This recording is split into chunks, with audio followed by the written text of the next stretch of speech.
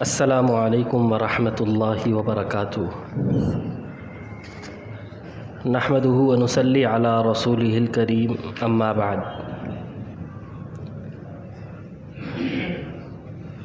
قال النبی صلی اللہ علیہ وسلم الدعاء هو العبادہ، کہ دعا عبادت ہے۔ ہم نے پچھلی مجلس میں فرض نماز کے بعد انفرادی طور پر دعا کے سلسلے میں بات کی تھی، اور اس سے متعلق 3 صحیح احادیث آپ کے سامنے پیش کی گئی تھیں۔ انشاءاللہ آج کی مجلس میں ہم فرض نماز کے بعد اجتماعی طور پر دعا سے متعلق بات کریں گے۔ اجتماعی دعا کے بارے میں لوگ افراط اور تفریط کا شکار ہیں۔ افراط یعنی مکمل طور پر انکار، تفریط یعنی حد سے تجاوز کر جانا، حد سے بڑھ جانا۔ یعنی بعض لوگوں نے اسے نماز کا حصہ بنا لیا، اور بعض لوگوں نے اس کا بالکل ہی انکار کر دیا۔ دونوں غلطی پر ہیں۔ جو مکمل طور پر انکار کرتے ہیں وہ بھی غلطی پر ہے، اور جنہوں نے اسے نماز کا حصہ سمجھ لیا وہ بھی غلطی پر ہے۔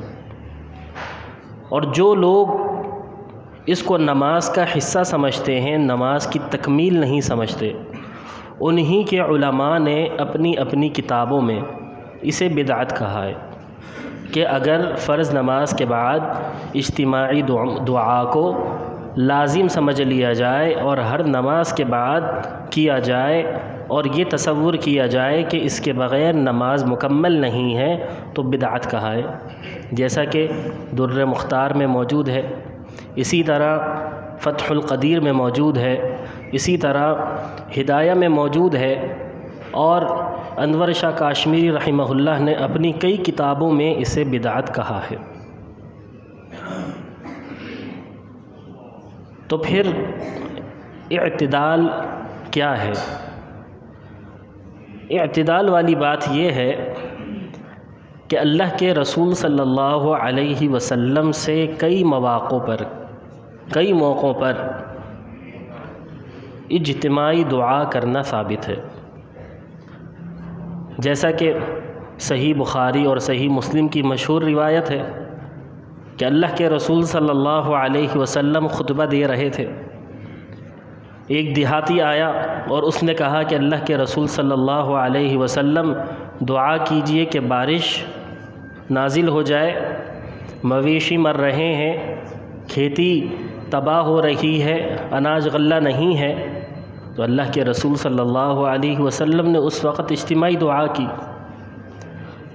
عید والے دن کے حوالے سے فرمایا کہ اگر حائضہ عورت بھی ہے تو اسے چاہیے کہ وہ عیدگاہ آئے، نماز نہ پڑھے لیکن مسلمانوں کی دعا میں شریک ہو، تو اجتماعی دعا کا ثبوت ہے۔ اسی طرح صحیح بخاری اور صحیح مسلم کی روایت میں ہے کہ ایک غزوے میں اللہ کے رسول صلی اللہ علیہ وسلم کے ایک صحابی کے بارے میں بتایا گیا کہ وہ شہید ہو گئے۔ اللہ کے رسول صلی اللہ علیہ وسلم نے ان کے لیے دعا کروائی، تو ابو موسیٰ اشعری رضی اللہ تعالی عنہ نے فرمایا کہ اللہ کے رسول صلی اللہ علیہ وسلم اس دعا میں مجھے بھی شریک کر لیجئے۔ اجتماعی دعا کا ثبوت مل رہا ہے۔ اسی طرح طبرانی کی روایت ہے جسے امام حیثمی رحمہ اللہ نے صحیح کہا ہے معجم الزوائد میں، عن سلمان قال قال رسول اللہ صلی اللہ علیہ وسلم، سلمان رضی اللہ تعالی عنہ سے روایت ہے کہ رسول صلی اللہ علیہ وسلم نے فرمایا، ما رفع قوم،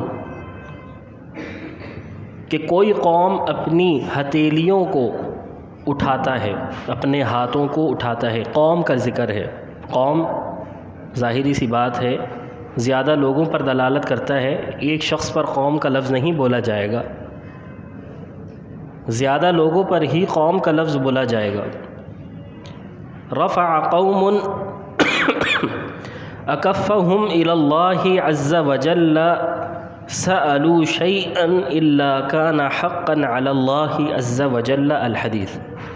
طویل حدیث ہے کہ اللہ کے رسول صلی اللہ علیہ وسلم نے فرمایا کہ کوئی قوم اپنی ہتھیلیوں کو سوال کے لیے اللہ تعالیٰ کی طرف نہیں اٹھاتی مگر اللہ تعالیٰ ضرور ان کے ہاتھوں میں وہ چیز رکھ دیتا ہے، گویا کہ ان کی دعا کو قبول کر لیتا ہے۔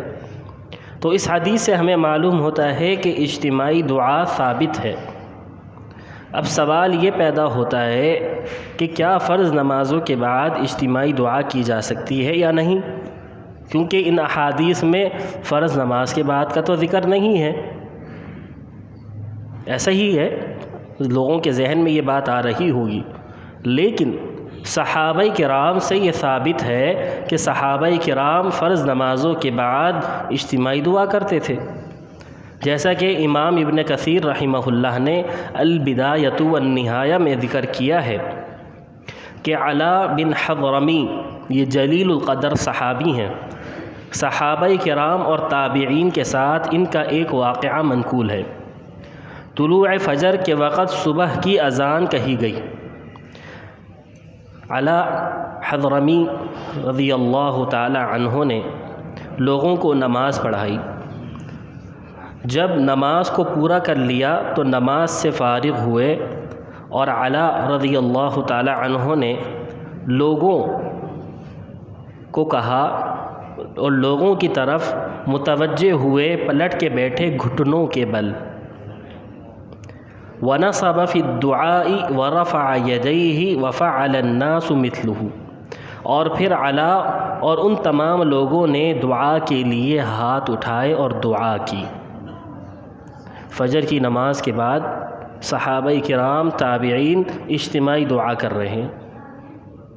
یہ حدیث صحیح ہے، بالکل صحیح سند کے ساتھ مروی ہے البدایۃ والنہایہ میں۔ اسی طرح محب اللہ شاہ راشدی رحمہ اللہ، آپ نے نام سنا ہوگا، بدیع الدین شاہ راشدی کے بھائی، انہوں نے باقاعدہ ایک کتاب لکھی ہے کہ فرض نماز کے بعد اجتماعی دعا کا ثبوت، اور اس میں عبداللہ بن عباس رضی اللہ تعالی عنہ سے نقل کرتے ہیں کہ عبداللہ بن عباس رضی اللہ تعالی عنہ جمعے کی نماز کے بعد اجتماعی دعا کروایا کرتے تھے۔ تو لہذا اگر کوئی درخواست کرتا ہے، کوئی آپ کو کہتا ہے، تو آپ ضرور فرض نماز کے بعد اجتماعی دعا کر سکتے ہیں، اس میں کوئی حرج نہیں ہے، لیکن اسے عادت نہیں بنانا۔ اگر اسے آپ عادت بناتے ہیں اور آپ یہ تصور کرتے ہیں کہ یہ نماز کا حصہ ہے، تو پھر یہ غلط ہے، پھر یہ بدعت ہے۔ اس کو نماز کا حصہ نہیں سمجھنا، کیونکہ سلام پھیرنے پر نماز کا اختتام ہو جاتا ہے، نماز کا اختتام ہو جاتا ہے، جیسا کہ اللہ کے رسول صلی اللہ علیہ وسلم کی ایک صحیح حدیث میں منقول ہے کہ تکبیر